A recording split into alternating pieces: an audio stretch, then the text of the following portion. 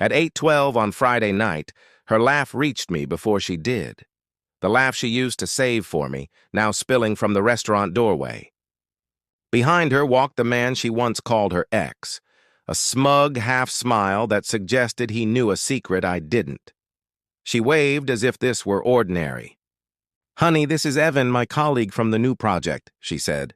The word colleague hung like cheap perfume. I stood, shook his hand hard enough to make the point. "Nice to meet you," I said, then nodded toward the host. "Table for 3. She talked too quickly, gestures exaggerated as though performing. Evan filled the gaps with late-night work anecdotes and jokes in a language that excluded me. I listened. Silence makes people uneasy. It made her squirm. When the waiter returned, she ordered wine without asking me. Proof she no longer bothered to pretend. Halfway through the meal, her phone buzzed, and she flipped it face down like it burned. Evan's eyes flicked, just once. That was all I needed. The rest of the night I smiled, said little, and let them assume I hadn't noticed.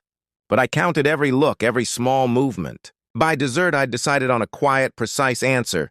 "Could you do me a favor?" I whispered to the waiter. "When the bill comes, bring it to him. Name's Evan." The waiter nodded, confused but professional. When the check arrived, Evan reached for his card by instinct. I leaned back. "Make sure it includes her share, too," I said, calm. After all, she brought her ex. I'm just letting him pay for her future. The silence that followed cut deeper than any raised voice. Color drained from her face. Evan looked between us, suddenly in a story he couldn't charm his way out of. The waiter shifted. I left a tip, stood, and said softly, "You two have a lot to discuss." "Dinner's on you, Evan. No drama." Just the quiet weight of finality as I walked out. That night she called my name once as the door closed. Then nothing. The sound of her discovering the cost of every lie. The next morning she acted like nothing had happened. Coffee brewing, robe cinched too tight. "Last night was awkward," she said lightly. I buttered toast slowly, timing my silence. It always made her unravel. "You didn't have to embarrass him like that," she finally said. "Embarrass him?" I looked up. "I just let him pay for what he came for." My voice wasn't angry or smug, just done. She hadn't expected that. She turned away, phone in hand, thumbs flying. I finished my coffee and went upstairs. Her perfume still lingered in the bedroom. She'd changed before dinner. Red dress, gold earrings, the costume she wore to feel powerful. They lay on the dresser next to her charger. I picked up one earring, held it the way you hold a prop after the play is over. Then I opened the drawer where we kept our photographs. Wedding day, honeymoon, a younger smile that might once have been real. The phone buzzed on the dresser. The preview read, "He really let us have it, huh? Guess he knows. Evan." I didn't open it. I pulled out a small box with papers, mortgage, car payment, joint accounts, the practical ties. Tucked among them was a letter from my lawyer.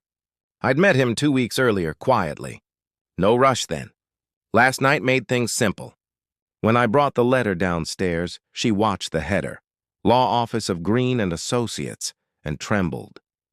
"You're divorcing me?" She said, voice cracked. "No," I said. "I'm freeing myself." For a moment she stood stunned, then defensive. "You're overreacting. He's just a colleague." "That's what you called him at the table," I answered. "So no, I'm rewarding myself for finally seeing the truth." Her phone buzzed again. "You should probably answer," I said. She clutched it like a shield. "You're making a mistake," she whispered. "You can't just walk away." I met her eyes. "I already did," I said. "You just didn't notice." Outside, the air felt cold and clean. For the first time in months, I could breathe. I knew she wouldn't let go easily. I suspected Evan wouldn't either. But I wasn't after revenge anymore. Sometimes life gives you one last scene that closes the story for you.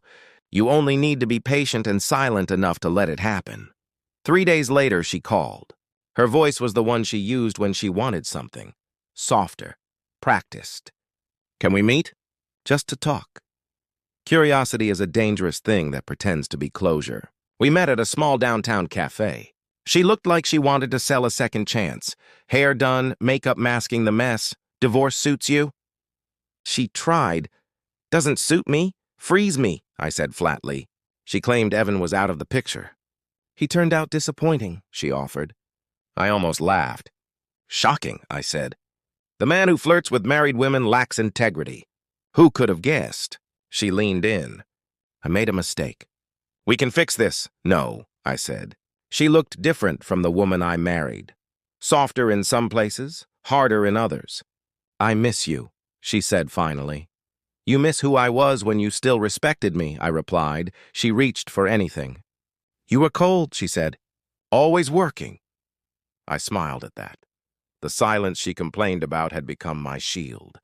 I stood to leave. She grabbed my wrist and blurted, I'm pregnant. My chest tightened for a second, but not with joy. The announcement was a weapon disguised as hope. Congratulations, I said slowly. I hope Evan's excited. No, it's yours, she whispered. No, I said. I walked out before she could twist the words. 2 hours later, Evan called. He ranted about being embarrassed and raged. You deserve each other, I said. You always did. He sputtered that she'd told him she was pregnant. I said nothing. Silence can be truer than any defense. He hung up and I realized what I'd actually won. Peace, not revenge. I packed the last of my things that night. She texted, pleaded, please, it's not what you think. I didn't reply. I left one envelope under her door, the signed settlement. No notes, no accusations, just the paperwork that finished things. A week later, Evan's wife called from a number I didn't recognize. You don't know me, she said, but I'm his wife. He came home drunk and said your wife trapped him, that the baby isn't his. Her voice was steady. I thought you should know. The pattern repeated.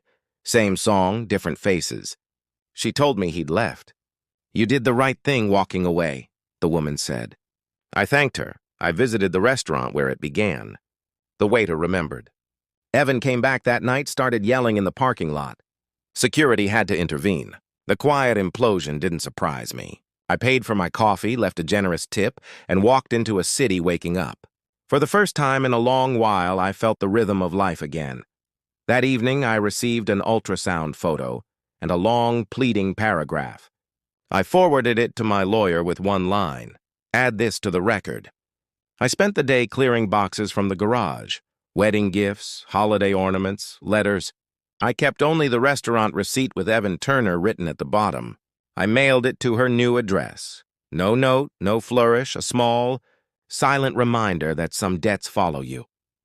At the post office, I caught my reflection in the glass and, for the first time in years, saw myself.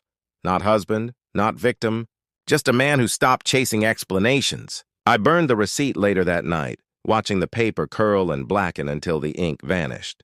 The act felt ceremonial and final. In the days after, voicemails arrived, angry, pleading, then threatening. Her lawyer tried to renegotiate, claimed emotional distress, demanded compensation for humiliation. My attorney told me to stay quiet, let the law do its work. Paper has a silence of its own, and it can be as final as any shouted farewell. On a Sunday afternoon, she called one last time. I'm sorry, she whispered. For everything. Her tears this time were real. You didn't ruin me, I told her. You just taught me what peace costs. The call ended. I watched the sun lower over the rooftops and felt the truth of it. Sometimes one dinner, one small decision, one bill says what words never could. I drove to the lake where we used to go. I tore our honeymoon photo in half and let my side slip into my wallet, not as memory but as a reminder. That night I slept without dreams for the first time in years. In the morning I signed the final papers and refused spousal support. Let her keep the noise, I told my lawyer. I'd got what I needed. A final visit to the restaurant showed an empty table bathed in sunlight, the right kind of ending. I burned the last physical trace of the evening and watched the ashes scatter.